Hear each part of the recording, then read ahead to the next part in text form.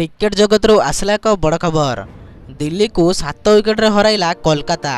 तेबे हाँ दर्शक बंधु, कोलकातार इडेन गार्डेन्स ठारे चलीथिबा आईपीएल 2024 47तम मैच रे दिल्ली कैपिटल्स को 7 विकेट रे परास्त करिछि कोलकाता नाइट राइडर्स। दिल्ली द्वारा रखा जाइथिबा 154 रन लक्ष्य को कोलकाता 17तम ओवर रे 3टी विकेट हराई हासिल करि नैथिला। दल पक्षरु फिलिप सल्ट 68 रन और श्रेयस अय्यर 33 रन करथिले।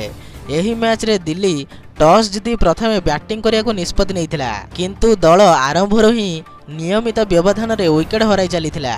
स्कोर मात्र 17 रन होइथिया बेले पृथ्वी शाह मात्र 13 रन करी आउट होइथिले। तांको पछे पछे जैक फ्रेजर मैकगर्क 12 रन करी आउट होइथिले। तापरे दल नियमित भावे विकेट हराई चलीथिला। अधिनायक ऋषभ पंत 27 रन करिथिया बेले कुलदीप यादव 35 रन करथिले। सेहीपरि अक्षर पटेल 15 रन करथिले।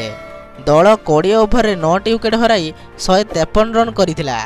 कोलकाता पक्षरु वरुण चक्रवर्ती 3टी विकेट नैथिया बेले वैभव अरोरा और हर्षित राणा 2टी विकेट नैथिले। सेहीपरि मिचेल स्टार्क और सुनील नारायण गोटिए गोटिए लेखाएं विकेट नैथिले।